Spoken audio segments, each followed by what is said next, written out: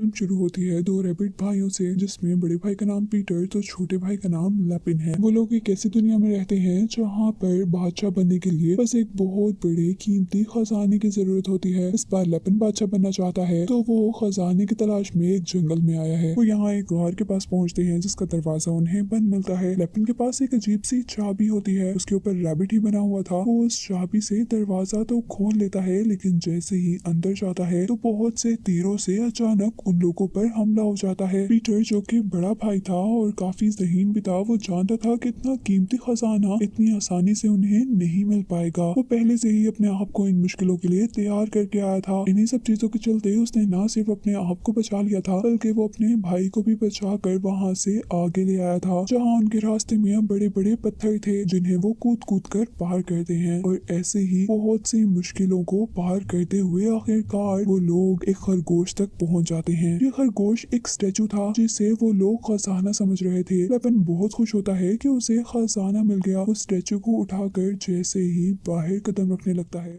Nobody's going to be laughing at my ear anymore. तो statue रेत की तरह उसके हाथ से टूटकर फिसल जाता है। स्टैचू के टूटते ही वो जगह भी टूटने लगी थी। पीटर जल्दी से अपने भाई को बचाकर दोबारा उन्हीं मुश्किल रास्तों से बाहर ले आया था, जिन रास्तों से होते हुए वो लोग पहले इस गार के अंदर इस खरगोश तक आए थे। लेकिन अपने भाई से बहुत नाराज था। वो उस पर गुस्सा करता है कि इतनी मुश्किल से तो हम यहाँ तक पहुँचे थे, आप मुझे क्यों बाहर ले आए? अभी तो हमें खजाना भी नहीं मिला था, मुझे बादशाह बनना है, मैं कैसे बनूंगा? इन्हीं बातों के दौरान उन्हें एक बच्चे के रोने की आवाज आती है। वो लोग वहाँ पर एक अजीब बच्चे को देखते हैं जिसका ऊपर वाला जिस्म तो पूरा खरगोश के जैसा था, लेकिन उसके पाँव बिल्कुल एक चिकन जैसे थे। पीटर उसे अपने साथ रखने का फैसला करता है, लेकिन लैपिन उसे मना करता है। लेकिन पीटर उसकी बात कहाँ सुनने वाला था। उसे तो ये बच्चा इतना क्यूट लग रहा था कि वो तो इसे साथ लेकर जाने पर तुल गया था। वो उस बच्चे का नाम चिकन हेयर रखकर उसे अपनी दुनिया में ले जाते हैं। वक्त गुजरते साथ साथ दोनों को एक दूसरे से बहुत प्यार हो जाता है। चिकन हेयर पीटर को डैड कहकर बुलाता है और आज उसके डैड काफी टाइम बाद एक बहुत बड़े बहरी सफर से वापस आ रहे थे। वो अपने साथ एक बहुत ही कीमती, बहुत ही बड़ा सोने का चम्मच लेकर आए थे। उस बड़े से कीमती चम्मच की वजह से वो यहाँ का बादशाह बन गया था। चिकन हेयर अपने डैड को देखकर बहुत खुश था। वो उन्हीं जैसा बनना चाहता था। वो उनसे उनकी कामयाबी की स्टोरी सुनता है और अब उनके जैसा बनने के लिए मेहनत करना शुरू कर देता है। इस काम के लिए उसने बहुत ही इंटरेस्टिंग बुक्स पढ़ना शुरू कर दी थी, जिसमें बड़े बड़े सफर और कीमती खजानों को पाने के बारे में लिखा होता था। वो हर चीज को बहुत गौर से पढ़ता था, ये सोचकर कि शायद उसे अपने डैड की तरह कोई राज की बात पता चल जाए जो खजाना ढूंढने में उसकी मदद करे। आज उनकी दुनिया में एक रेस थी, एक ऐसी रेस जिसे जीतने वाले को बहुत ज्यादा पैसे और एक ऐसे सफर पर भेजा जाना था जिस सफर पर जाकर वो कीमती खजाना ढूंढ के ला सकते और यहाँ का बादशाह बन जाते। सभी इस रेस को देखने आए हुए थे और यहाँ पर चिकन हेयर के दोस्त उसका मजाक उड़ाते हैं उसके अलग पाँव होने की वजह से। वो बहुत ज्यादा दुखी हो जाता है। उसके सारे दोस्त हमेशा यही करते थे। वो अब अपने घर जाकर कमरे में बंद हो जाता है, बहुत रोता है और किसी के भी कहने पर दरवाजा नहीं खोलता। उसे सोच लिया था कि कैसे भी कर कर वो अपने दोस्तों जैसा ही लगेगा और इस काम के लिए वो ऐसे जूते बनाता है जो हूबहू एक रैबिट यानी खरगोश के पाँव जैसे थे, जिसे पहनने पर वो भी अब बाकी लोगों जैसा दिखने लग गया था।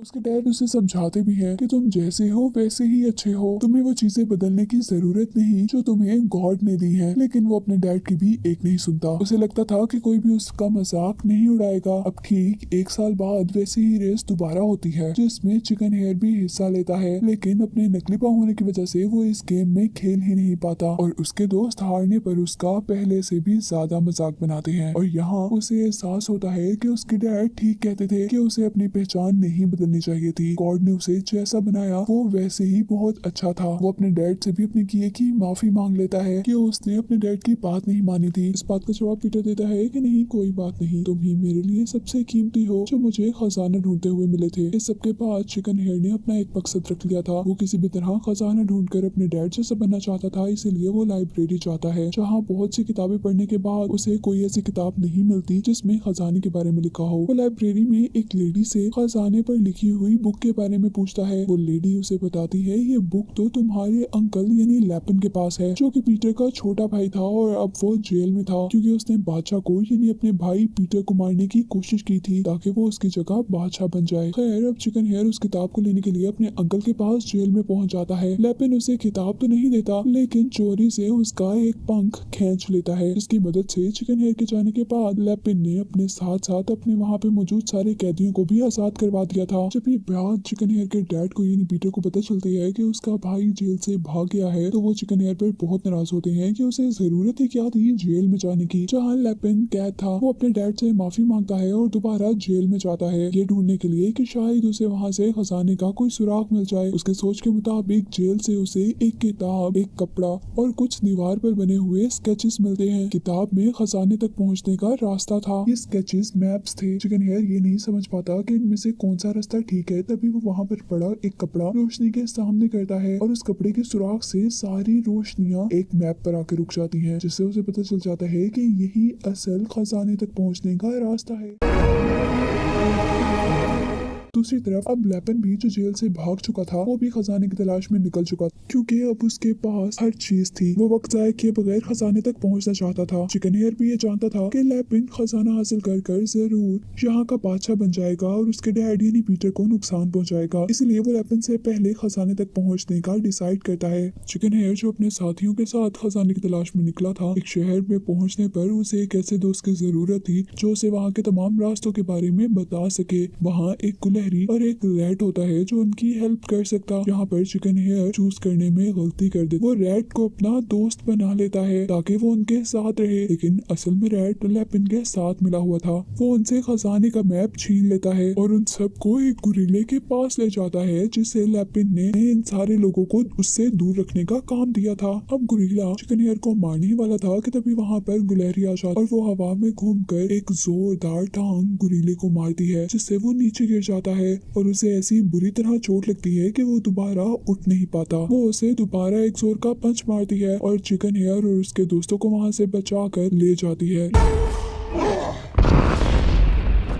यहाँ लैपिन को अपने दोस्तों की वजह से पता चलता है कि चिकन हेयर गुरिल्ले के पास से बच आया है। लैपिन को कुछ समझ नहीं आती कि वो इतने छोटे से बच्चे को कैसे रोके। उस छोटे बच्चे ने तो उसकी नाक में दम कर रखा था। उनके रास्ते में अब एक नहर थी। लैपिन खुद उस नहर को पार करके उसके ऊपर का पुल तोड़ देता है ताकि चिकन हेयर और उसके दोस्त वहाँ से आगे ना बढ़ पाए। चिकन हेयर जैसे ही नहर के पास पहुँचता है तो नरम मिट्टी में उसके पाँव जमीन में दबने लगते हैं, जैसे उन्हें कोई जमीन में खींच रहा हो। तब गुलहरी किसी चीज के साथ लटक कर उनकी तरफ एक रस्सी फेंकती है। चिकन हेयर डर जाता है कि अगर वो ऊपर हुआ तो उसके जूते उतर जाएंगे। ऐसे सबको पता चल जाएगा कि वो एक रैबिट नहीं है। गुलहरी को सच में ये बात पता चल जाती है उसके ऊपर होने की वजह से। लेकिन खैर अब वो लोग जंगल की तरफ आगे बढ़ चुके थे जहाँ पर कुछ लोगों ने उन्हें पकड़ लिया था। पहले तो उन लोगों ने चिकन हेयर और उनके साथियों को उल्टा लटकाया था, लेकिन जैसे ही वो देखते हैं कि चिकन हेयर ऊपर से तो एक रैबिट जैसा लेकिन नीचे से एक चिकन जैसा है तो वो उससे डर गए थे, इसलिए उन्होंने उसे पिंजरे में कैद कर दिया था। चिकन हेयर अब बहुत दुखी होता है कि उसके अलग दिखने की वजह से वो कितनी मुश्किलों का सामना करता है। कोई उसे प्यार नहीं करता, सब नफरत करते हैं, कोई उसे अपनी पार्टी में भी नहीं बुलाता, हत्ता कि यहाँ पर भी उसे अपने पाँव की वजह से और ज्यादा मुश्किल में फंसना पड़ गया। क्लेरी यहाँ उसे अपनी बातों से हिम्मत देती है और वो भी एक नई उम्मीद के साथ अपना पंख तोड़ता है और इस पिंजरे का लॉक खोलता है। ऐसा करते ही वो लोग एकदम से आजाद हो गए थे। वो वहाँ से बाहर भाग ही रहे थे तो उन्हें एक आदमी देख लेता है और इस तरह सारे उठकर उन्हें घेर लेते हैं, लेकिन पकड़ नहीं पाते क्योंकि ये सब लोग उन्हें चकमा देकर आगे भाग चुके थे। भागते भागते मुसीबत कम नहीं हुई थी। वो लोग एक ऐसी जगह पर पहुंच चुके थे जहां आगे खाई थी। उनमें से एक तो खाई में गिर जाता है लेकिन बाकी दरख्त को पकड़ लेते हैं और इस जगह उन्हें जो उम्मीद मिलती है वो पहाड़ देखकर जो बिल्कुल मैप में बना हुआ। सब लोग उस पर चढ़ने लगते हैं लेकिन लैपिन उन सबको वहाँ देख लेता है। लैपिन यहाँ पर पहले ही पहुंच चुका था खजाने की तलाश में, लेकिन वो अब इन सबको इस खजाने से और अपने आप से दूर रखने के लिए उनकी तरफ एक बॉम्ब फेंकता है ताकि वो सारे इस बॉम्ब में आकर मर जाएं। यहाँ क्योंकि वो लोग दूर थे इसलिए लैपिन के बम फेंकने से उन्हें तो कुछ नहीं हुआ था, लेकिन लैपिन खुद ही अपने जाल में फंस गया था क्योंकि बम के गिरने से बहुत सारी उस पहाड़ की बर्फ इकट्ठी हो गई थी जिसके नीचे लैपिन दब चुका था। अब चिकन हेयर और उसके साथ ही एक गार तक पहुँच गए थे जिससे आगे जाने का रास्ता उन्हें बंद मिला था। वहीं दीवारों पर बहुत सी तस्वीरें बनी हुई थी। चिकन हेयर बहुत ही समझदारी से इन तस्वीरों तस्वीरों पर हाथ लगाता है। उसे यहाँ पर एक बटन मिला था जिसे दबाने पर उस जगह का दरवाजा खुल जाता है। अब जाहिर सी बात है, अगर ये खजाने का रास्ता था तो उन्हें यहाँ काफी मुश्किलों से गुजरना था। उनके पीछे अब व्हील की तरह की कोई चीज लग गई थी जो तब तक उनके पीछे लगी रहती है जब तक वो एक स्टैचू के पास पहुंचते हैं। और आखिर बहुत सी मुश्किलों को पार करने के बाद जब उसे हैमस्टर स्टिक मिल जाती है तो वहाँ दोबारा उसके पीछे लैपिन आ जाता है। ये देख लैपिन को बहुत गुस्सा आया था कि उसकी इतनी मेहनत के बावजूद वो स्टिक चिकन हेयर को मिल गई।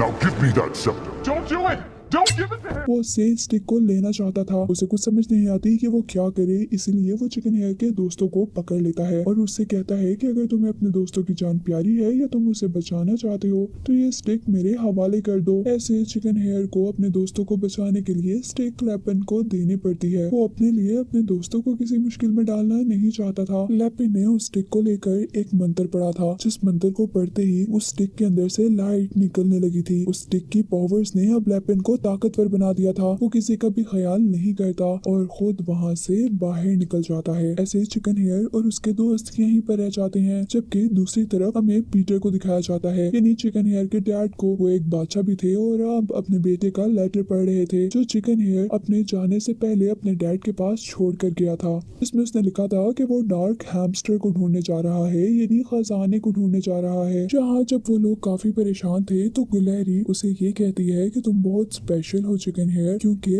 आज तक जो खजाना कोई नहीं ढूंढ पाया वो तुमने ढूंढ निकाला है। उसकी बातों से उसे और हौसला आता है और तब चिकन हेयर को याद आता है कि उसके तो पर भी हैं, वो तो उड़ भी सकता है, तो उसे परेशान होने की क्या जरूरत थी। बस अब उसे लैपिन की परेशानी थी। वो उसे रोक कर अपनी स्टिक वापस लेना चाहता था, लेकिन इतनी तेजी से वो आगे कैसे बढ़ सकते थे। और तभी उनका एक दोस्त कछुआ उन्हें एक राज की बात बताता है। वो कहता है कि मैं अपने शेल के बगैर भी चल सकता हूँ। Really?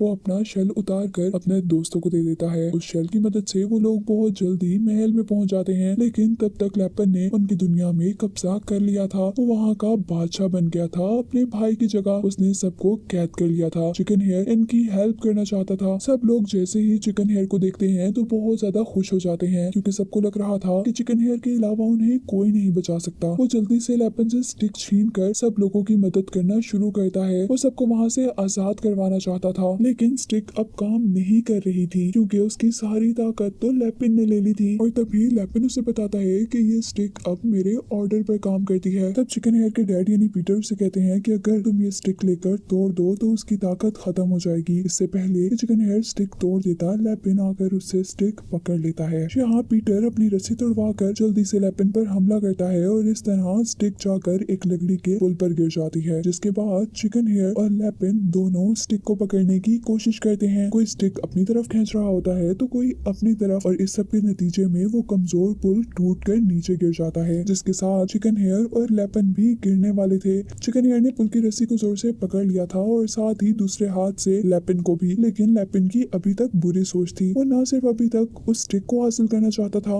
बल्कि वो चिकन हेयर को भी खाई में गिराना चाहता था, और इस कोशिश में वो खुद ही नीचे गिर जाता है। चिकन हेयर अपने बड़े बड़े कानों को अपने परों में बदलते हुए उसे बचाने की कोशिश तो करता है, लेकिन लैपिन खाई में गिर चुका था। वो तो मर जाता है, लेकिन यहाँ पर सब लोग चिकन हेयर को देखकर खुश हो जाते हैं। सब उसे प्यार करते हैं और उसके डैड चिकन हेयर से बहुत खुश होते हैं। अब यहाँ के बादशाह दोबारा पीटर ही बन चुके थे। वो चिकन हेयर की जीत की खुशी में एक पार्टी रखते हैं जिसमें सब लोग बहुत ज्यादा मजे कर रहे थे। जहाँ पर लोगों के लिए मजे मजे के खाने भी थे, और इस पार्टी के बाद चिकन हेयर फिर से अपने नए सफर के लिए निकल जाता है और वो अब एक खजाने के साथ ही वापस आना चाहता था। जाते हुए उसके डैड यानी पीटर उसे एक सोने का चाकू गिफ्ट करते हैं। ऐसे चिकन हेयर सफर पर निकल जाता है, जिसे दिखाते हुए कहानी खत्म हो जाती है।